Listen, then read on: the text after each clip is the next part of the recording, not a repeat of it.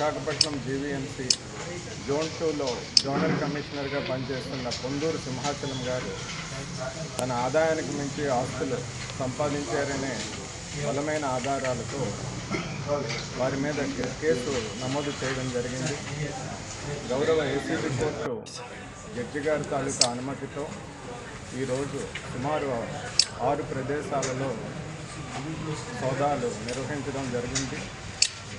ఇప్పటి వరకు కూడా ఆయన సంపాదించిన ఆస్తులు ముఖ్యంగా మనకు తెలిసినవి ఏంటంటే విశాఖపట్నంలో ఒక ఫ్లాట్, అలాగే 4 హౌస్ సైట్లు, అలాగే శ్రీకాకుళం జిల్లాలో 13 హౌస్ సైట్లు, తర్వాత విజయవాడలో ఒక హౌస్ సైట్, తర్వాత శ్రీకాకుళం జిల్లాలో సుమారు 4.5 ఎకరాల వ్యవసాయ భూమి, అలాగే ఒక బ్రెజా కారు, తర్వాత బంగారు ఆభరణాలు, ఇవి కూడా సోదాల్లో బయటకు వచ్చాయి.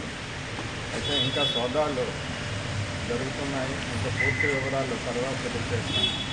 ఇంతవరకు కూడా విశాఖపట్నంలో 2 చోట్ల, శ్రీకాకుళంలో 3 చోట్ల, హైదరాబాద్లో 1 చోట కూడా సోదాలు నిర్వహించారు.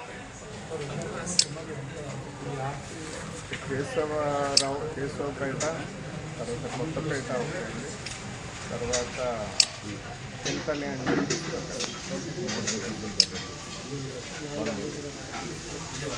ఈరోజు నా రాత్రి అవుతుందండి. వారిని అరెస్ట్ చేసి కోర్టులో ప్రొడ్యూస్ చేస్తారు. అది కూడా డాక్టరు సన్-ఇన్-లా. ఆ డాక్యుమెంట్స్ అన్నీ కూడా